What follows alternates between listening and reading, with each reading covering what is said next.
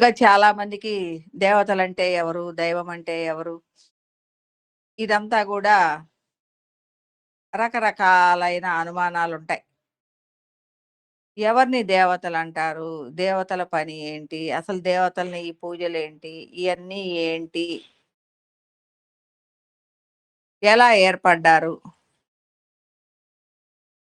ఎలా ఈ దేవతారాధన చేయటం ఎందుకు? ఇవన్నీ కూడా మనం తెలుసుకోవాలి. ఎందుకంటే అపోహలలో మనం చాలా అపోహలలో ఉన్నాం. అపోహల నుంచి వాస్తవాన్ని తెలుసుకున్నట్లయితే మనలో రకరకాలైన విషయాల సమస్యలు నుంచి మనం విడిపోతాం. మన సమస్యలని మనమే విడదీసుకున్నట్లుగా అయిపోతుంది.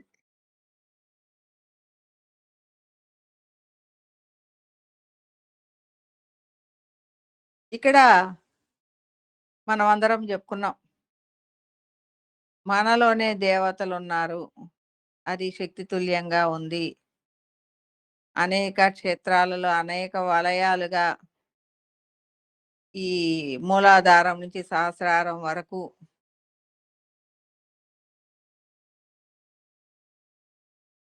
దైవ క్షేత్రాలు అనేవి ఉన్నాయి మనలో అని చెప్పుకున్నాం. అసలు ఏంటి ఈ దైవం?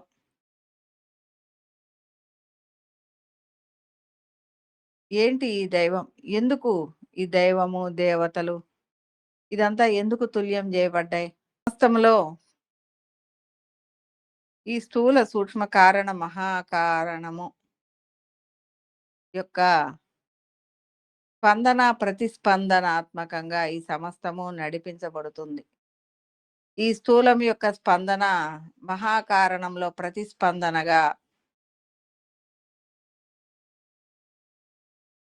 అక్కడ కదలిక జరిగి స్పందనకి ప్రతిస్పందనాత్మకమైన సృష్టి జరుగుతూ ఉంటుంది.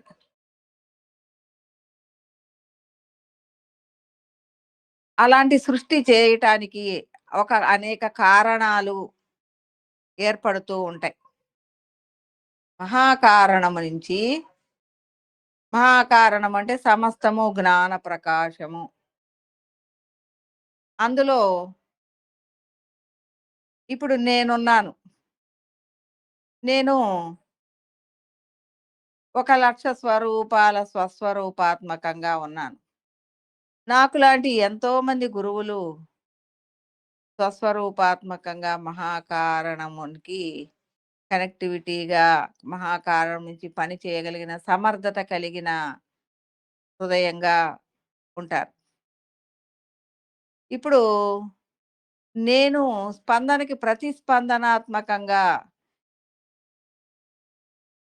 నేను ఈ ఉన్న లక్ష స్వరూపాలు యొక్క స్పందనకి ప్రతిస్పందనాత్మకంగా నేను స్పందిస్తూ ఉంటా. స్పందించేటప్పుడు వీటి యొక్క స్పందన ఏదై ఉందో దానికి అనుగుణంగా నాలో ఉన్న జ్ఞాన శక్తిని ఉపయోగించి వీటికి సానుకూలత్వాన్ని చేయటం కోసం ఏవైతే నేను లయమై ఉన్నానో స్థూల సూక్ష్మ కారణ మహాకారణమైన స్థాయిలో లయమై ఉన్నానో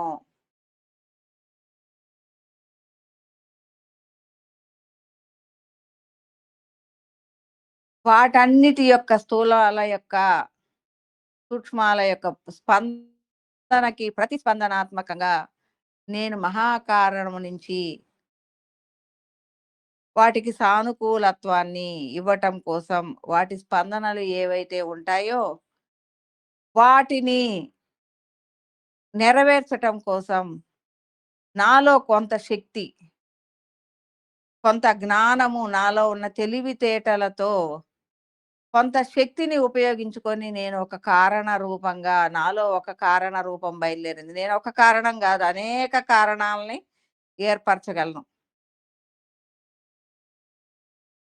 నాలో ఒక కొంత శక్తి, కొంత తెలివితేటలు అంటే ఏవైతే ఇప్పుడు నాలో ఉన్న స్థూల దేహాల సమాహారానికి దాహార్తిని తీర్చుకోవాల్సిన అవసరం వచ్చింది. అవి దాహం కోసం పరితపిస్తూ ఉన్నాయి.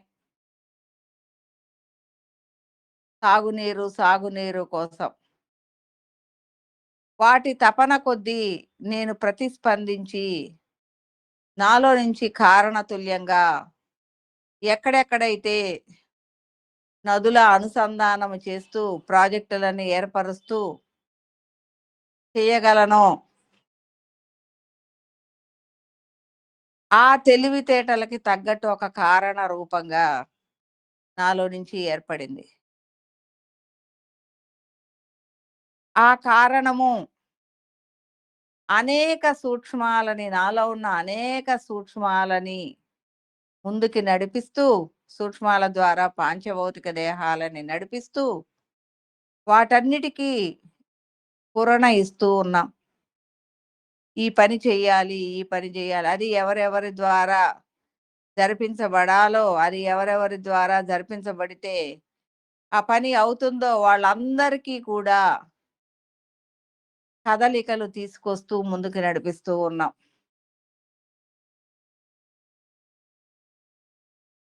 అలా నదుల అనుసంధానము గాని, ఉన్న నీటి వాటికి ప్రాజెక్టులని చేయటం ద్వారా గాని,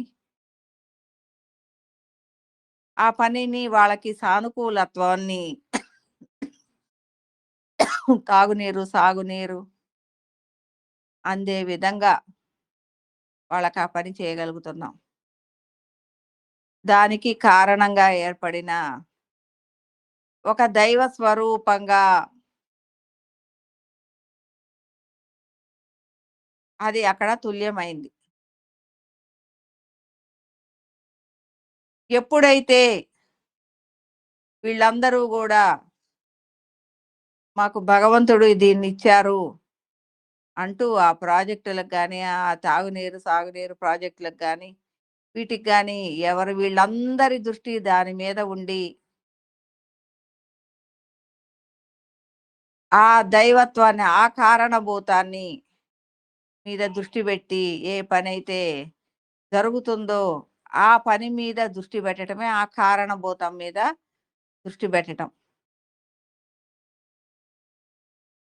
అప్పుడు అది శక్తివంతమై తన పని ఇంకా శక్తివంతంగా చేస్తూ చకచకా నడిపిస్తూ ఉంటుంది.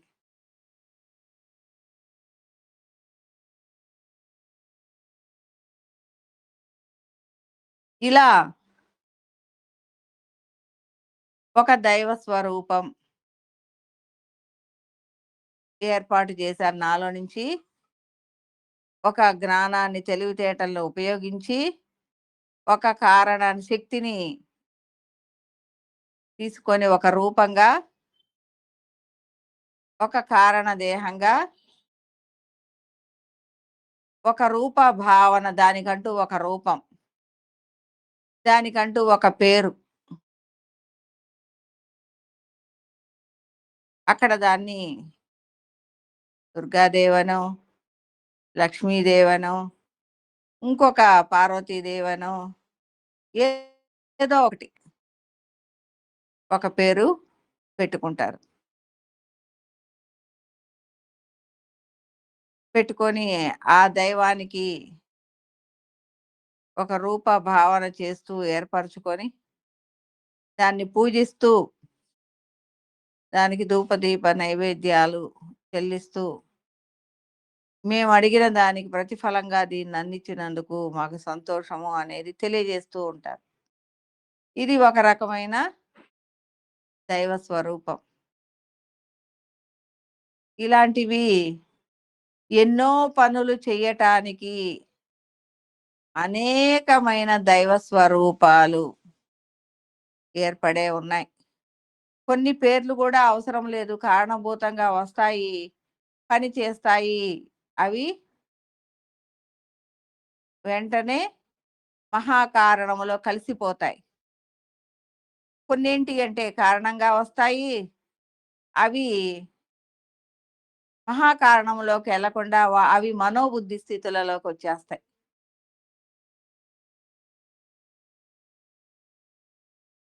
మనోబుద్ధి స్థితులలోకి రాంది వెనక్కెళ్ళిపోతుంది. ఇక్కడేంటి అంటే వీళ్ళు పూజలు చేయటం మొదలుపెట్టారు గాబట్టి, ఇది మనోబుద్ధి స్థితులలోకి వచ్చేసింది. ఈ దైవ స్వరూపం. అలాగే సమస్తములో మనము హిరణ్యకశిపుడిని చంపటానికి నరసింహస్వామి హిరణ్యకశిపుడే దాన్ని తుల్యం జేసుకున్నాడు. నన్నిట్లా చంపొద్దు, అలా చంపొద్దు, గోళ్ళతోటొద్దు, బయట గాదు, లోపల గాదు, పైన గాదు, కింద గాదు. ఇట్లా అనేకమైన విషయాలు జెప్పి తనకి తానే ప్రత్యర్థిని తయారు జేసుకున్నాడు. అలాంటి ప్రత్యర్థిగా నరసింహస్వామి ఇతని పాప పరిహారం ఎంతోమంది స్పందనలకి ఇతని యొక్క రాక్షసత్వాన్ని భరించలేక హాహాకారాలు చేస్తూ ఉన్నప్పుడు అతడి యొక్క భావనలకి అనుగుణంగా నరసింహ రూపము ఆ నరసింహ అవతారం ఏర్పడటం అది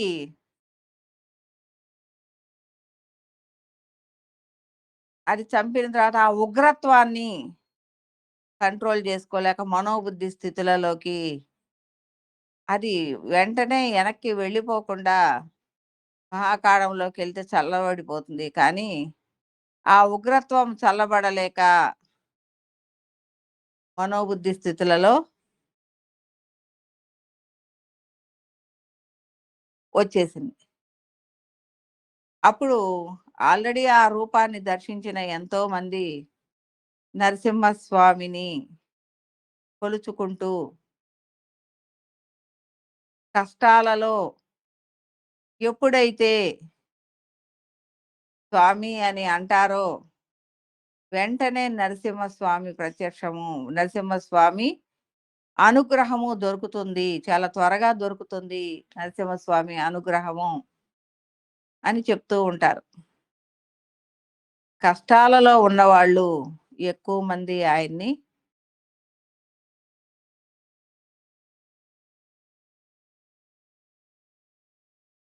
ఆ స్వామిని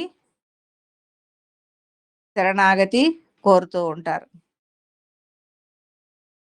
అట్లా ఆ స్వామి రూపము మనకి గుళ్ళల్లో ప్రత్యక్షమైంది. మన అవసరాలు తీర్చడం కోసం ఆ స్వామిని మనం ఉపయోగించుకుంటూ ఉన్నాం. అలాగే ఎంతో మంది దేవతలు అనేక పనుల కోసం అనేక మంది దేవతలు అనేక పనుల కోసం గుర్తుపెట్టుకోండి. వినాయకుడు, నరసింహస్వామి సారీ వినాయకుడు, దుర్గాదేవి, అనేక మంది అమ్మవార్లు, అనేక మంది స్వాములు వీళ్ళందరూ కూడా మనకి అనేక గుళ్ళల్లో మనకి ప్రత్యక్షంగానే ఉన్నారు. మనం అనేక గుళ్ళకి వెళ్ళి పూజలు చేయించుకొని ప్రతిఫలాన్ని పొందుతూ ఉన్నాం.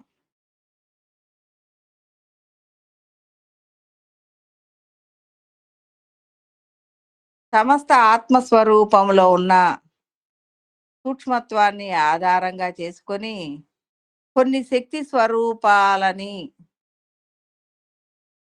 అంతకుముందు ఎంతో మంది కృషి చేసి ఆ దైవ స్వరూపాలని ప్రతిష్ఠింపజేశారు. ఎందుకు అంటే మానవ లోకం వ్యతలతో బాగా తల్లడిల్లిపోతుంది. ఆ వ్యతలని తీర్చటం కోసం అప్పటి కాలంలో ఉన్న గురు పరంపర గురువులు ఆ మహాకారణం నుంచి కొన్ని రూపాలని, కొన్ని అవసరాల కోసం, ఈ మానవ జాతి అవసరాల కోసం కొన్ని రూపాలని, కొన్ని విశిష్టమైన అవసరాల కోసం కొన్ని రూపాలని ఏర్పరిచారు. ఎంతోమంది దేవతలు మనకి 3,00,00,000 అంటారు. ఇంకా 3,00,00,000 గాక ఇంకా దేవతలున్నారు.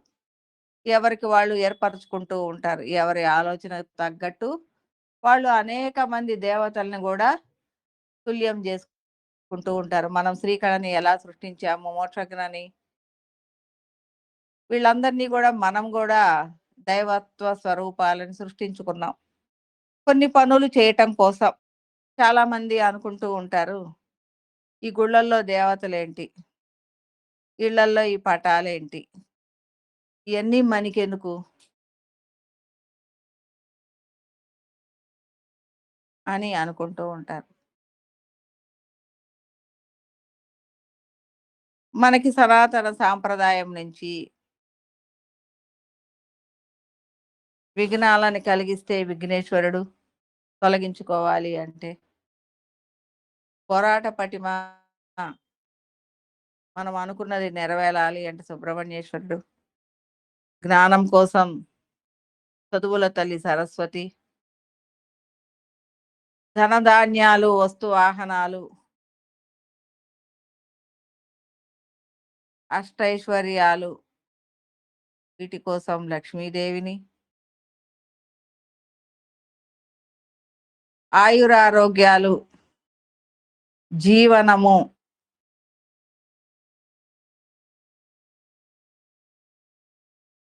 ప్రతిదీ శక్తి తుల్యంగా జీవించటం కోసం పార్వతీదేవి, దుర్గాదేవి, లేదు గౌరీదేవి, లేదు కాళి అంటే మనలో శక్తి తుల్యత. ఇలా అనేక రూపాలని సృష్టించి మన ముందు మన అవసరాల కోసం అనేక గుళ్ళని ఏర్పాటు చేసి పెట్టారు. మీరందరూ అనుకుంటారు, ఎందుకు గుళ్ళని ఏర్పాటు చేశారు? ఈ గుళ్ళకెళ్తే ఏమొస్తుంది అని. మనం మామూలుగా కొన్ని పనులు కానప్పుడు జ్యోతిష్కుల్ని సంప్రదిస్తూ ఉంటారు. అమ్మ నువ్వు దుర్గాదేవిని జెయి, నువ్వు లలితాదేవిని జెయి, నువ్వు సుబ్రహ్మణ్యేశ్వరుడికి జెయి, నువ్వు వినాయకుడికి జెయి. ఇలా చెప్తారు. 5 వారాలు జెయి, 7 వారాలు జెయి, 9 వారాలు జెయి అని చెప్తారు. మన పనులు గానప్పుడు. 90% పనులయిపోతాయి. ఇంకో 4 వారాలు అవతలైనా అవ్వచ్చు. కానీ పనులయిపోతాయి. ఎందుకు? నీలో ఉన్న లోపం సరి చేయబడింది గాబట్టి. ఎవరు జేశారు?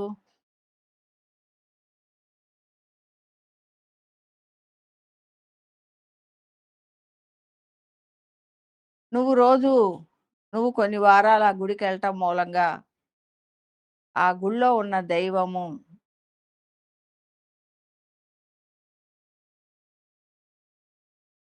నువ్వు ఒక వారం ఎళ్ళావు. అబ్బా! నేను ఎళ్ళాల్సొచ్చింది. ఎందుకు నాకీ తలకాయ నొప్పి అన్నట్టుగా ఎళ్తావు. మొదటి వారం. రెండో వారం బిగింజేసాము తప్పదు ఎళ్ళాల్సిందే అని ఎళ్తాం. మూడో వారం వచ్చేసరికి అక్కడ జరిగే విషయాన్ని గమనించటం బిగిన్ జేస్తాం. నాలుగో వారం వచ్చేసరికి ఆ దేవుడి మీద ప్రీతి బిగినవుతుంది. ఐదో వారం వచ్చేసరికి భక్తిగా దైవాన్ని మన లోపలికి తీసుకోవటం జరుగుతూ ఉంటుంది. ఆరో వారం వచ్చేసరికి మనలో ఒక తపన, దేవుడంటే ఒక తపన. నేనింక రావాలి. ఈ 9 వారాలు అయిపోయిన తర్వాత నేను మళ్ళీ మళ్ళీ గూడా వస్తాను అని అనిపించే అంత హాయి. మళ్ళా ఏడో వారం వచ్చింది. హాయిగా ఇంకా ముందుగా స్వామికెళ్ళటం, అక్కడ సేవ జేయటం, ఆ స్వామి అభిషేకం అయ్యే వరకు ఉండి, చక్కగా అక్కడ సేవ గూడా కొంత అందుకోవటం, ఇలాంటివి జరుగుతాయి. ఇలా 9 వారాలొచ్చేసరికి నీలో ఏదైతే లోపముందో, ఆ లోపం సరిజేయబడుతుంది. ఎక్కడుంది నీలో లోపము?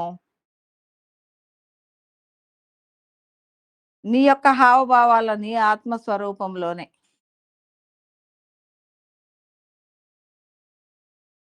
నువ్వు ఎప్పుడైతే ఎదురుగా ఉన్న దైవంతో అనుసంధానం అవుతావో, నీకంటే గొప్పగా ఉన్న, బలంగా ఉన్న ఆ ఆత్మస్వరూపము, దైవం యొక్క ఆత్మస్వరూపం నీ మీద ప్రభావాన్ని చూపిస్తుంది. ధైర్యం కోసం దుర్గాదేవిని పూజించినట్లయితే, ఆ దుర్గ నీలో ఉన్న అధైర్యాన్ని తొలగించి, నీకు ఆ లోపాన్ని తొలగించి ధైర్యాన్నిస్తుంది.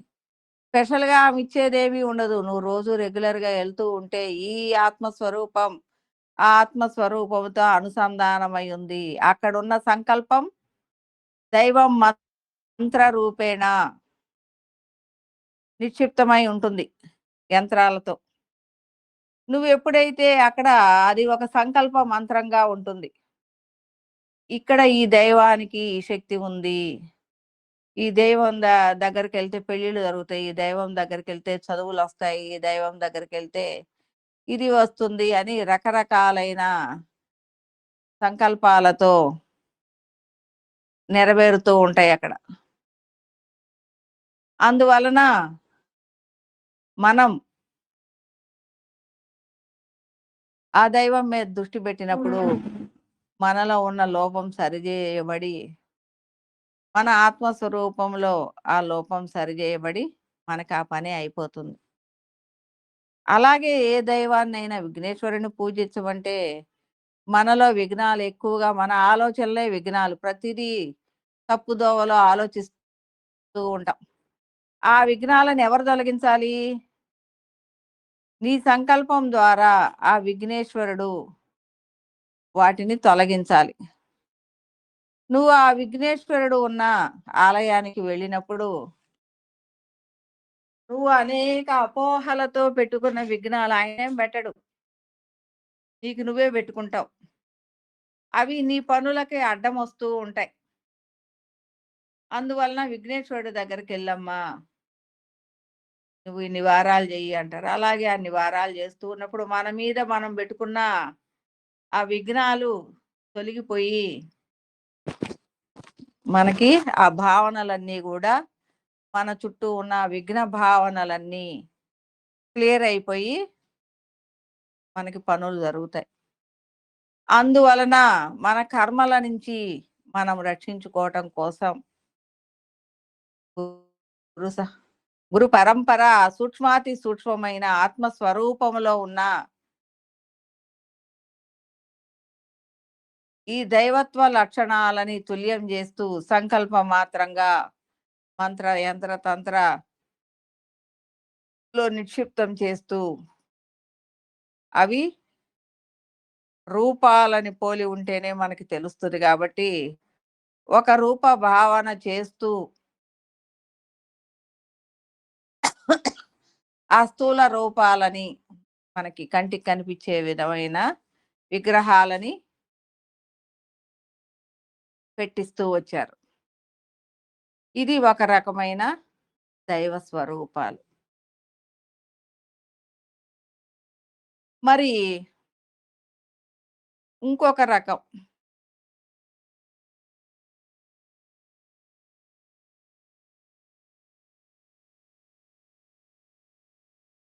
ఎంతోమంది రాక్షసత్వము, మానవత్వము, దైవత్వము, శివత్వము మనలో ఎప్పుడైతే ఈ ఆధ్యాత్మిక భావనలు మిక్కిలిగా దైవం వైపు దృష్టి పెట్టి ప్రయాణం చేస్తూ ఉంటామో, అప్పుడు మనలో ఈ రాక్షసత్వపు ఈర్ష్య, అసూయలు, తమో రజో గుణాలు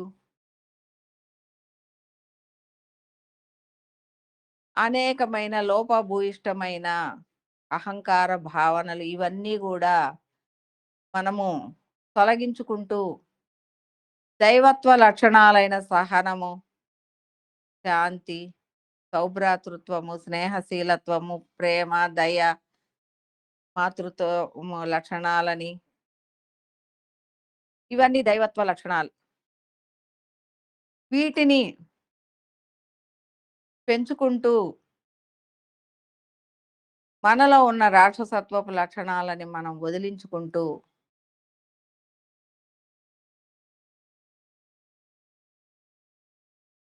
దైవ స్వరూపాలుగా, గురు స్వరూపాలుగా వీళ్ళ ప్రయాణము అనేది కొంతకాలం, కొంత దూరం ప్రయాణం చేసిన తర్వాత ఈ దైవత్వ లక్షణాలొచ్చిన తర్వాత దైవ స్వరూపాలుగా వీళ్ళు గూడా నడిపిస్తూ ఉంటారు. నడుస్తూ ఉంటారు.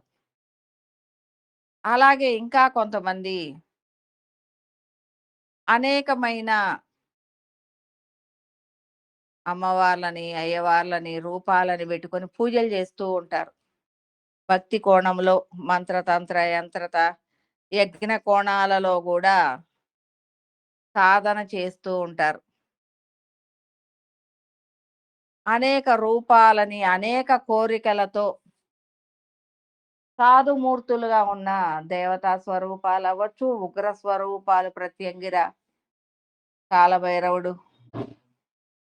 రుద్రుడు ఇలాంటి వాటిని వాళ్ళ అవసరాల కోసం, వాళ్ళ పనుల కోసం, ఇతరుల మీద ప్రయోగాల కోసం రుద్ర దేవతలని, అగ్ని దేవతల్ని కూడా పూజించేవాళ్ళు ఉంటారు. అలాగే సాధుమూర్తి భవత్వం కలిగిన లలితాదేవి, సరస్వతీదేవి, లక్ష్మీదేవి, వెంకటేశ్వర స్వామి, వినాయకుడు వీళ్ళందరూ గూడా ఇలాంటి వాళ్ళందరూ గూడా సాధుతత్వాన్ని కలిగి ఉంటారు. వీళ్ళని ఉపాసించే వాళ్ళుంటారు. వీళ్ళందరూ గూడా వాళ్ళని వాళ్ళతో మమేకమయ్యి వాళ్ళని పూజించి, పూజించి అదే మేమయ్యాము. నేనే దుర్గాదేవిని, నేనే లలితాదేవిని ఆ లక్షణాలని అంటే ఎలాంటి లక్షణాలు?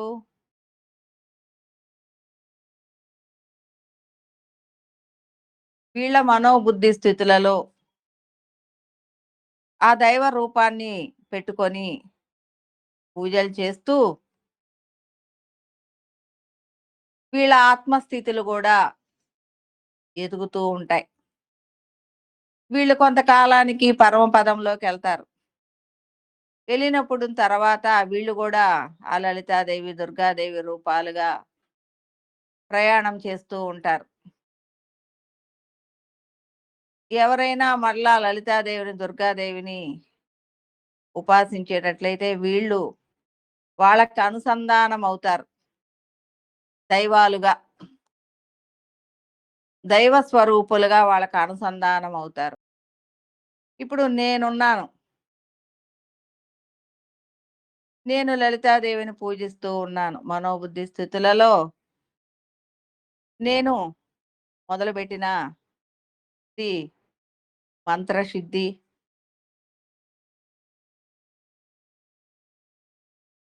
ఇవన్నీ కూడా పొంది జపం బాగా చేసి మంత్రసిద్ధి పొంది ఆ అమ్మవారిలాగా పరమపదంలోకి వెళ్ళాను. తర్వాత ఎవరైనా లలితాదేవిని కొలుస్తున్నట్లయితే వాళ్ళకి నేను అనుసంధానం అవుతూ ఉంటాను. వాళ్ళు పెట్టుకునే బొమ్మ వేరే అవ్వచ్చు. కానీ అక్కడ వాళ్ళు కోరుకున్నప్పుడు అనుసంధానమై చేసేది నేనే. ఇలా నేనెలా ఉన్నాను, కొంతవరకు మనోబుద్ధి స్థితులలో కోరికలు నాలో ఏమీ అనగలేదు. నాకు మంచి బట్టలు గావాలి, మంచి తిండి గావాలి, ఇవన్నీ గావాలి. ఇవన్నీ గూడా ఆ దేవత కోరుకుంటూ ఉంటుంది.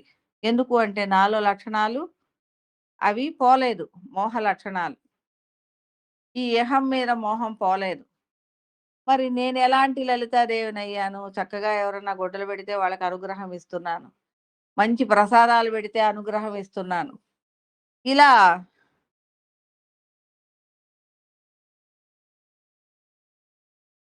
దైవాన్ని ఇలా కొలిచే విధి విధానాలున్నాయి. మంత్రతంత్రగాళ్ళు ఇలాంటి సగం ఎదిగిన దేవతల్ని శక్తి తుల్యంగా ఉంటారు. ఈ తంత్రగాళ్ళు ఆ రూపాలనన్నిటినీ ఆవాహనం చేసుకొని మంత్రతంత్రాలతో వాటిని బందీకృతం చేసి వాళ్ళు శక్తి తుల్యంగా వాళ్ళు నిలబడతారు. వాళ్ళ పనులు చేసుకుంటూ ఉంటారు.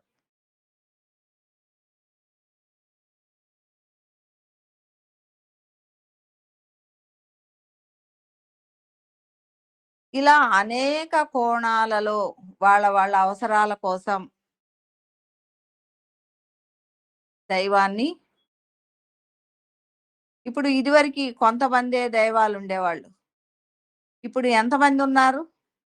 ఎప్పటికప్పుడు కొత్త కొత్త దేవతలు, కొత్త కొత్త పేర్లు. నా చిన్నప్పుడు ఎప్పుడు అయ్యప్ప స్వామిని నాకు తెలీదు. సంతోషి మాత అని, వారాహి మాత అని.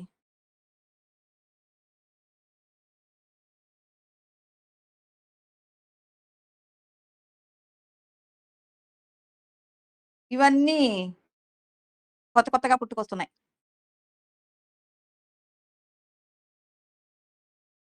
వాళ్ళ అవసరాల కోసం వాళ్ళు ఆయా రూపాలని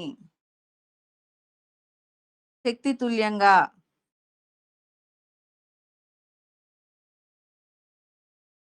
చేస్తూ ఉగ్ర రూపాలుగా ఉపాసిస్తూ ఉన్నారు. ఉపాసన చేస్తూ ఉన్నారు. మామూలుగా చెప్తారు. ఈ ఉగ్ర దేవతలకి జోలికి ఎళ్ళకండి. మీకు ఇబ్బందులొస్తాయి అని చెప్తూ ఉంటారు. కొంతమంది చెప్పినా మాకు పనులవ్వాలి, మా కోరికలున్నాయి అని ఆ గురువులు, మంత్రగాళ్ళ దగ్గరికెళ్ళి ఆ ఉపాసన మంత్రాలను తెచ్చుకుంటారు. ఒకామె అలాగే ఎళ్లి కాళీ మంత్రాన్ని తెచ్చుకుంది. ఎందుకు అంటే ఆమె లోపల బాగా ఇతరుల మీద కోపం బాగా ఉంది. దాన్ని ఎలా తీర్చుకోవాలో అర్థం గాక పోయి కాళీ మంత్రాన్ని తెచ్చుకుంది.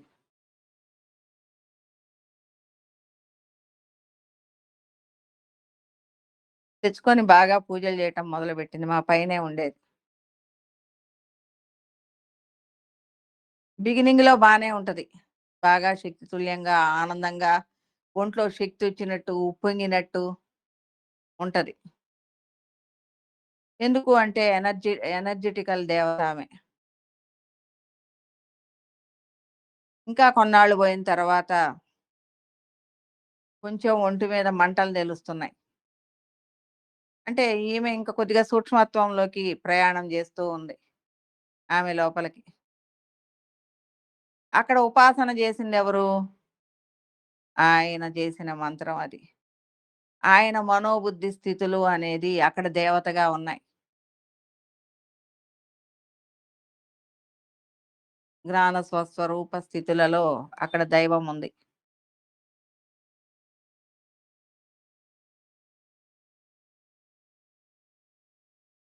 ఎప్పుడైతే ఇలా ఇంకా ఉపాసన బిగినం బాగా చేయటం మొదలుపెట్టిందో ఆమెకి ఒక్కొక్క రోజు బాగా ఇబ్బందిగా ఎవరో వచ్చి తొక్కుతున్నట్టు, ఇబ్బందిగా ఎవరో వచ్చి మీద నడుస్తున్నట్టు, ఇంట్లో తిరుగుతున్నట్టు, ఉగ్రంగా అరుస్తున్నట్టు తెలుస్తుంది. అప్పటికి నేను సాధనలోనే ఉన్నాను గాబట్టి, ఒక రాత్రి పూట పరిగెత్తుకొనొచ్చింది నా దగ్గరికి. ఆమెకు అంతకు ముందే జెప్పాను. మీరు ఇలాంటివి చెయ్యొద్దు. ఆయన బాగా మంత్రసిద్ధి పొందిన వ్యక్తి. అవన్నీ గూడా మీరు మొయ్యలేరు. మీరు చెయ్యొద్దు. ఉగ్ర రూపాలు మీరు చెయ్యొద్దు. సాధుమూర్తి భవత్వం కలిగిన దేవతలని హాయిగా పెట్టుకొని చేసుకోండి. మీకుగా మీరే చేసుకోండి. ఎవరిది అక్కర్లేదు. ఏ మంత్ర బలము ఎక్కడిది తెచ్చుకోవద్దు. ఆ మంత్ర బలము వాళ్ళు మాత్రమే నీకు దైవంగా ఇక్కడుంటారు. ఆ మంత్రం తీసుకున్నట్లయితే. ఆ మంత్ర బలం వాళ్ళది.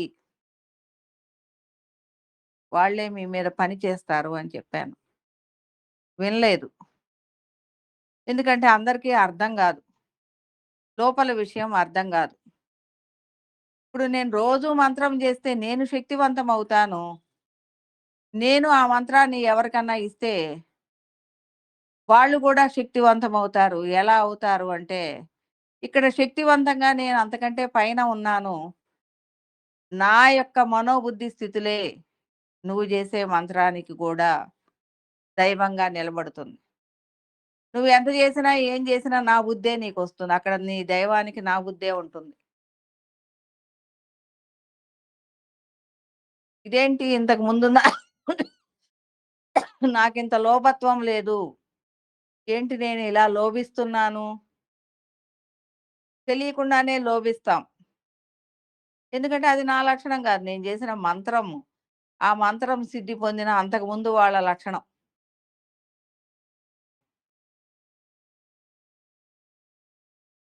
కొంత దైవత్వము అనేది గూడా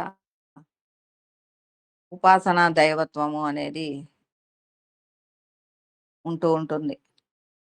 తర్వాత ఆ పయ్యామిని ఆ మంత్రాన్ని గురు చరణముతో అనుసంధానం జేసి, అది ఉగ్ర మంత్రం. ఇది పూర్తిగా జ్ఞాన మంత్రం.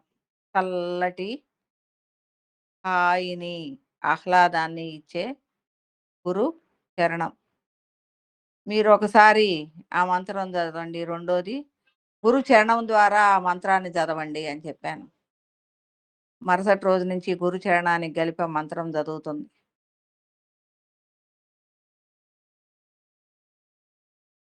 ఆ దేవత నమస్కారం పెడుతూ వంగిపోయింది.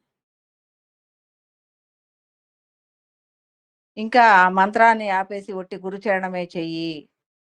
ఆ దైవం నువ్వు ఎవరైతే నీకు ఇవ్వబడిందో, నీ ద్వారా నువ్వు చేసిన ఆ స్వరూపం పూర్తిగా గురు లక్షణాలని కలిగి, సాధుమూర్తి భవత్వాన్ని కలిగి, ఆహ్లాదాన్ని, ఆనందాన్ని నీకందిస్తుంది. నీ చుట్టూ తిరిగే ఈ ఉగ్ర లక్షణాలన్నీ గూడా తగ్గిపోతాయి. అవన్నీ నువ్వు కోరి తెచ్చుకున్నావు. ఇప్పుడు చిన్నగా తగ్గిపోతాయి. ఇలా ఈ గురుచరణంతో అనుసంధానం చేసుకొని చెయ్యి అని చెప్పినప్పుడు, అలా చేస్తూ ఉన్నప్పుడు దాదాపు ఒక నెల, 2 నెలల్లోనే ఆమె కోలుకున్నారు.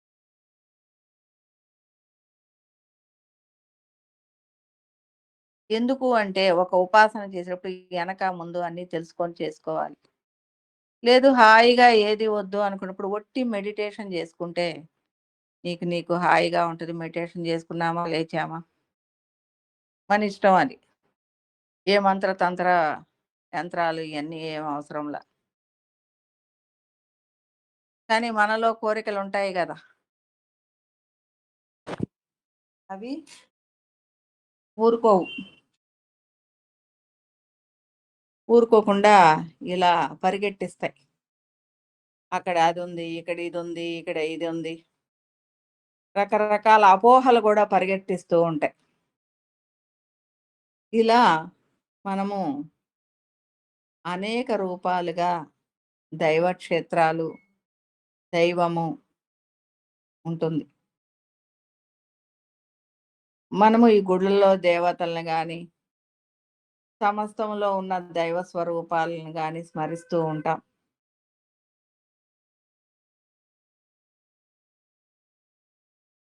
అలాగే మనము ఎదుగుతూ ఉన్నప్పుడు ఆత్మ జ్ఞానము ఎప్పుడైతే ఆత్మ జ్ఞానముతో నువ్వు ప్రవేశము చేస్తావో, ఇప్పుడు నీకు మూలాధారం నుంచి సహస్రారం వరకు ప్రయాణము బిగినవుతుంది.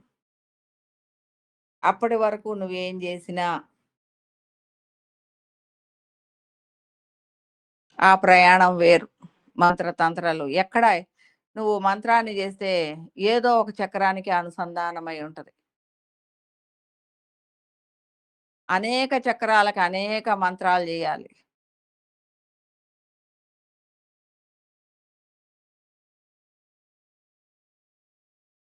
అదే ఆత్మ జ్ఞానం చేస్తే ఏ మంత్రము అక్కర్లేదు. నువ్వెప్పుడైతే నీ మీద నువ్వు దృష్టి పెట్టుకుంటావో, నీ మేరుదండం యాక్టివ్ అవుతుంది. నీలో షట్చక్రాలు యాక్టివ్ అవుతూ ఉంటాయి. అవి నీ ఆత్మస్థితిని నీకు అనుసంధానం చేస్తూ ఇప్పటి వరకు దృష్టి పెట్టలేదు. ఇప్పుడు దృష్టి పెట్టావు కాబట్టి అది తన ఉనికిని తెలియజేస్తూ ఉంటుంది. తను చైతన్యాత్మకంగా బిగినవుతుంది. ఎప్పుడైతే చైతన్యం అవుతుందో, ఆ సూక్ష్మత్వంలోకి నీ ప్రయాణము అనేది జరుగుతూ ఉంటుంది. ఈ మంత్ర, తంత్ర, యంత్ర, యజ్ఞ, యాగాదులన్నీ గూడా నీలోనే ఉన్నాయి. ప్రతి దాని యొక్క శక్తి నీలోనే ఉంది. నీ క్షేత్రాలలో ఉన్న దైవ స్వరూపాలలో ఇవన్నీ నిబిడీకృతమయ్యే ఉన్నాయి.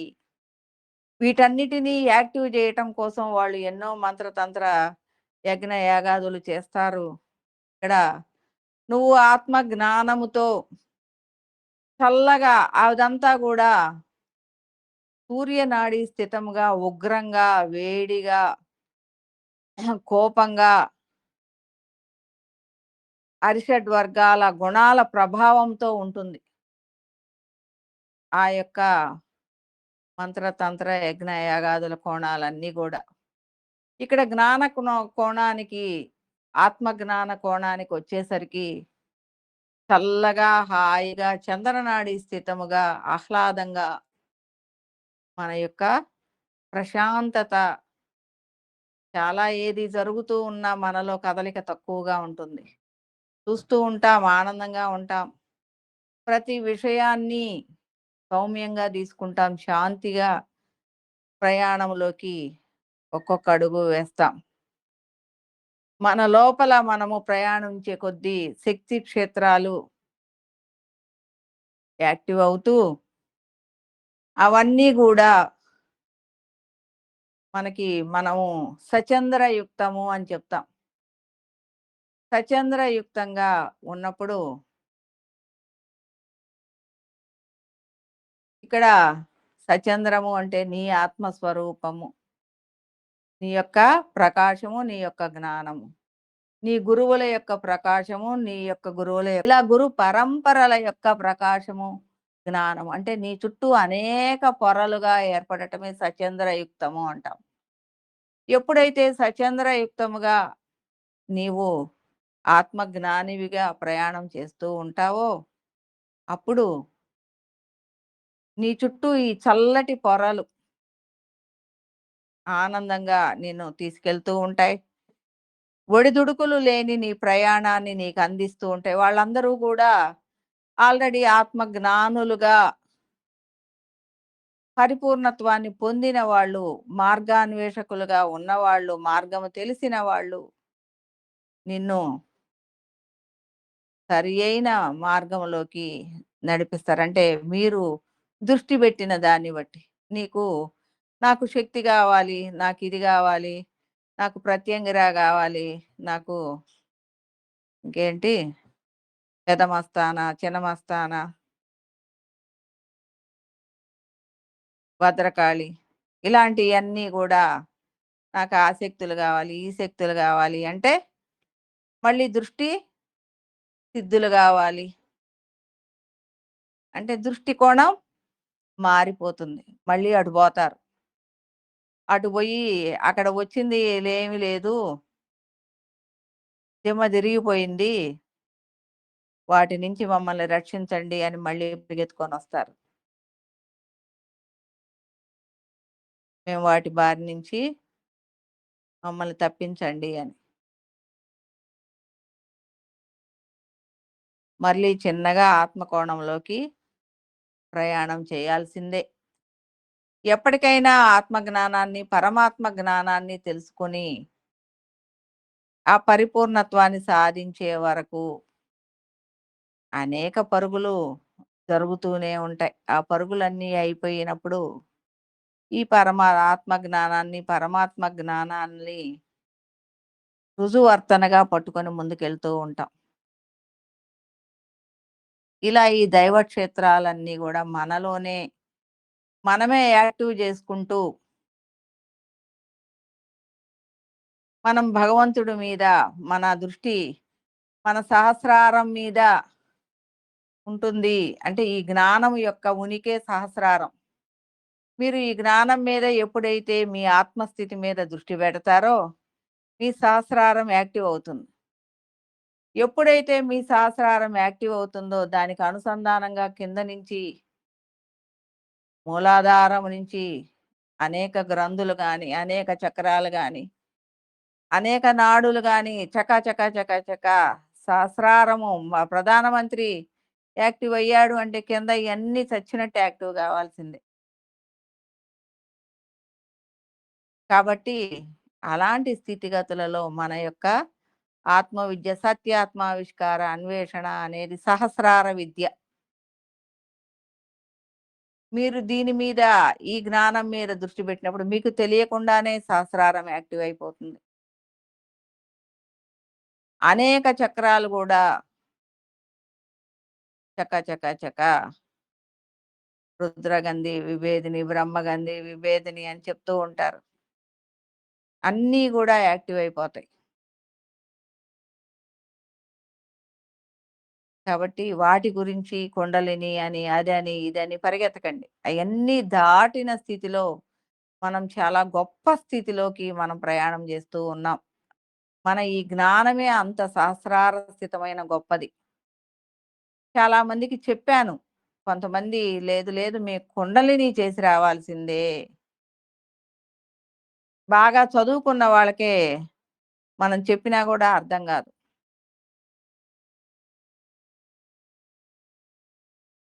అది చేసిన తర్వాత మళ్ళీ మీ దగ్గరకొస్తాను అని చెప్పేవాడు. అయన్నీ ఎందుకులే గానీ, నీకు చెప్పినా అర్థం గాదు అని అన్నాను. అదే అయిపోయింది. అట్లా కొంతమందికి మనం ముందుగా చెప్పినా గూడా వాళ్ళ మనోబుద్ధి స్థితులు అనేవి అక్కడికి తీసుకెళ్తూ ఉంటాయి. అక్కడేదో శక్తి ఉంది. అది నేను అనుభవించాలి. ఆ అనుభవాన్ని పొందాలి అన్న ఇది అనేది కోరిక అనేది ఉంటుంది. ఇలా మనము కింద నుంచి చక్రాలు పైన ఉన్న సహస్రారంతో ఏకీకృతమవుతాయి. అప్పుడు పరమాత్మ స్థాయి, ఆ పరంధాముడి యొక్క స్థితిగతులకి మనం ఎదుగుతూ ఉంటాం. అయిపోయింది, ఎదిగేసాము అనుకునేదేం లేదు. అది అనంతం ఎదగటము అనేది. అది నిరంతరము జరుగుతూనే ఉంటుంది.